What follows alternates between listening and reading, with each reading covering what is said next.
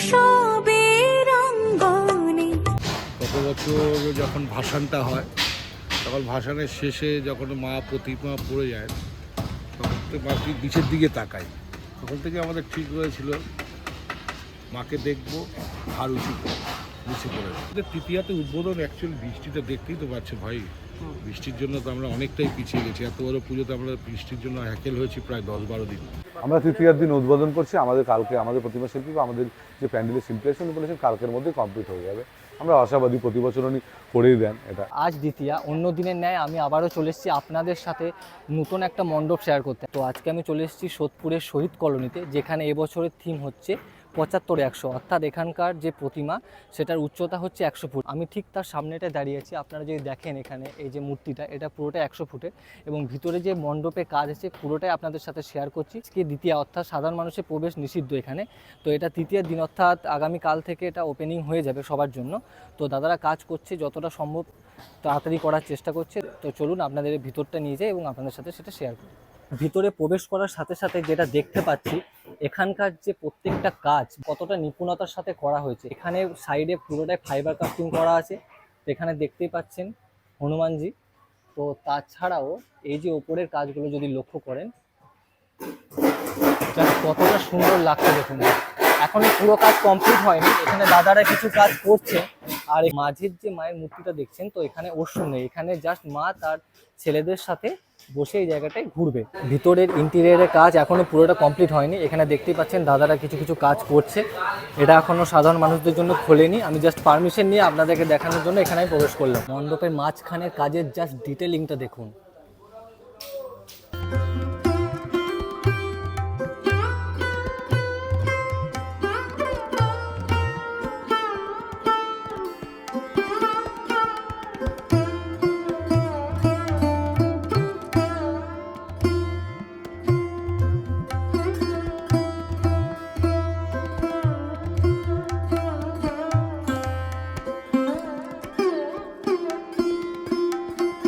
এখানকার দাদার মুখ থেকে শুনে নেবো এখানে কিভাবে আসবেন এবং এখানকার সিকিউরিটি কেমন থাকবে। পুরোটাই ভিডিওর মাধ্যমে আপনাদের সাথে শেয়ার করছি।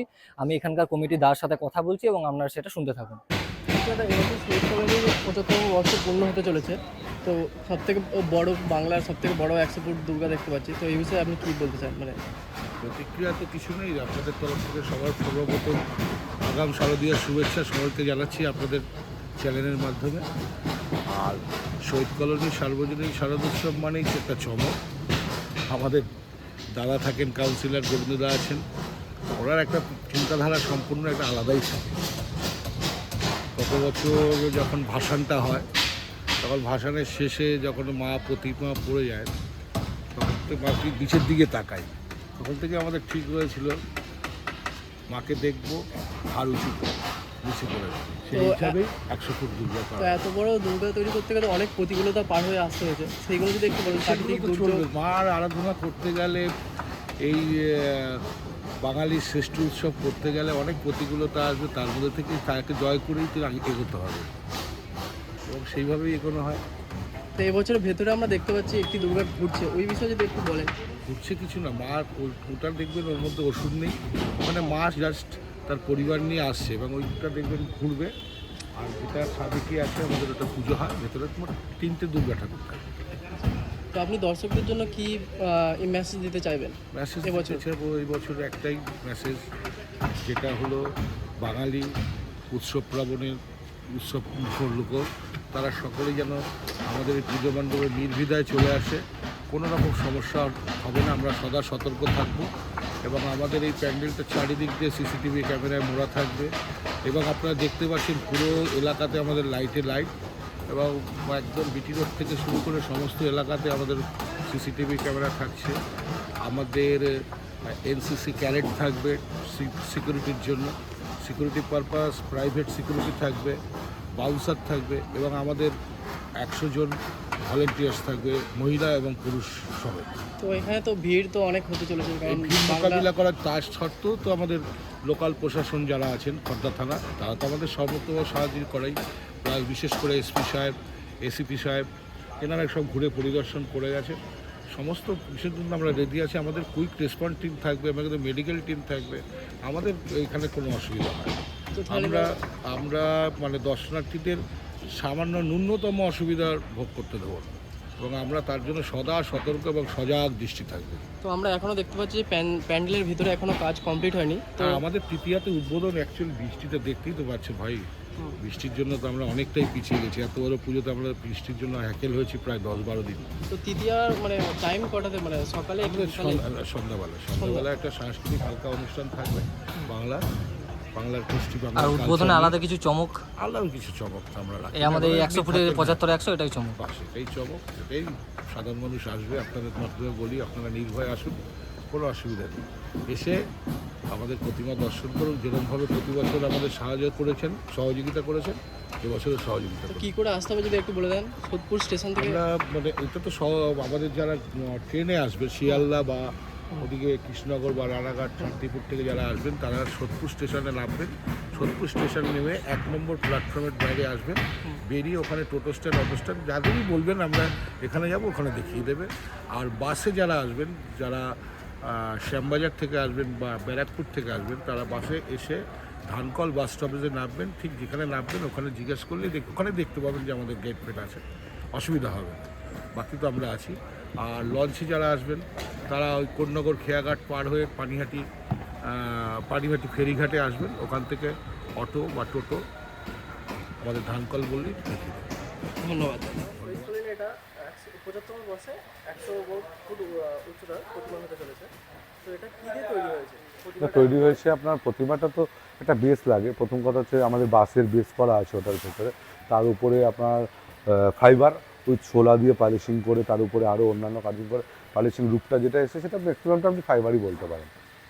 তো এত বড় দুর্গা তৈরি করতে গেলে অনেক সমস্যার সম্মুখীন হতে হয়। কী কী সমস্যার সম্মুখীন? এবছর সবচেয়ে বেশি সমস্যার সম্মুখীন হচ্ছে, প্রথম কথা হচ্ছে এটা যে জায়গা, এবং এটা তো একবারে মানে আমরা তুলিনি, উপরে উঠিনি, ওটাকে নিচে রেখে, এবং এই যে বিভিন্ন সময় ঝড় বৃষ্টি সূর্যের এই মানে দাবদাহে এটা আমাদের বাইরে থেকে তৈরি করতে প্রচুর সময় লেগেছে এবং অনেক সমস্যা আমাদের তৈরি হয়েছে এটা আমাদের।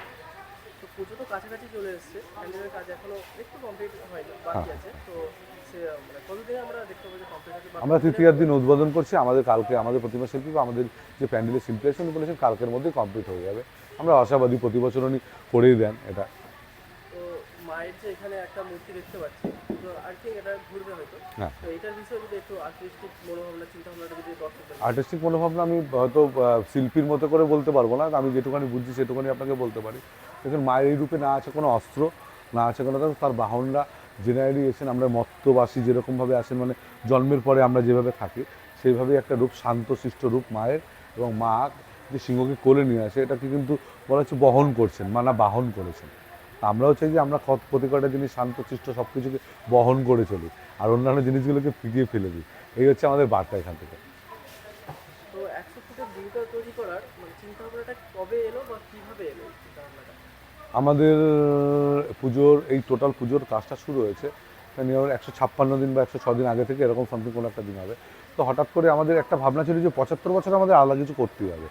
তো এই চিন্তা ভাবনাটা আসার পরে যে বুঝতে পারি যে চিন্তা ভাবনাটা এত দূর অবধি পৌঁছে যাবে আপনাদের মাধ্যম দ্বারা। তো তাহলে দর্শকদের আপনারা কি মেসেজ দিতে চাইবেন বা কতটা? মেসেজ তো দর্শকদের জন্য, সবাই আসবেন, সবার জন্য আমাদের সঠিক বার্তা রইল। যতটা পারবো আপনাদের আপ্যায়ন করার চেষ্টা আমরা করব, পুজো কমিটিগুলো যেভাবে করে, এবং সেই পুজো কমিটির সদস্য হিসেবে সবার সাদর আমন্ত্রণ রইল। তৃতীয়ার দিন আমাদের ওপেনিং, সবাই আসবে। প্রচুর ভিড় হতে চলেছে, সেটা ট্যাকেল করার জন্য আমাদের সঙ্গে ব্যারাকপুর পুলিশ কমিশনারের পুলিশরা মানে থাকবেন, এবং আমাদের নিজস্ব সিকিউরিটি আছে, পার্সোনাল ওই স্বেচ্ছাসেবক বিন্দু প্রচুর আছে আমাদের। আশা করি এই ব্যাপারগুলো নিয়ে খুব একটা অসুবিধা বিশেষ হবে না। আশা করি এটা কি কলকাতার সেরা পুজো হতে চলেছে? কলকাতার সেরা পুজোগুলোকেও মনে হচ্ছে এবছর আমরা ছাপিয়ে দেবো, কারণ ইনস্টাগ্রাম, ফেসবুক, ইউটিউব জুড়ে আমরা এবছর। আমার নাম তন্ময় দাস, সহ সম্পাদক, শহীদ কলোনি সার্বজনীন শারদোৎসব। আপনারা শুনলেন এখানকার সহ সম্পাদক তন্ময় দাসের প্রত্যেকটা কথা। তো এখানে আসুন, কোনো অসুবিধা হবে, যতটা আপ্যায়ন সাধারণ মানুষকে দেওয়া যায় তারা চেষ্টা করবেন, এবং সবাইকে, আপনাদের সকল দর্শককে এখানে আসার জন্য সাদর আমন্ত্রণ তিনি জানালেন।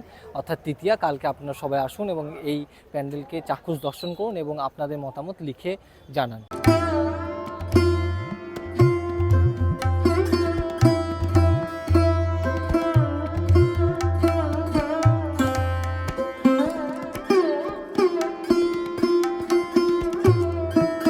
আমি অপূর্ব, আর আপনারা দেখছেন আমার YouTube channel travel and taste with Apurba. যদি ভিডিওটা ভালো লাগে তাহলে একটি লাইক করে দেবেন। তো আপনারা পুরোটাই দেখলেন, আপনাদের কেমন লাগলো অবশ্যই লিখে জানাবেন। তো আজকে ভিডিওটা এই পর্যন্তই, টাটা।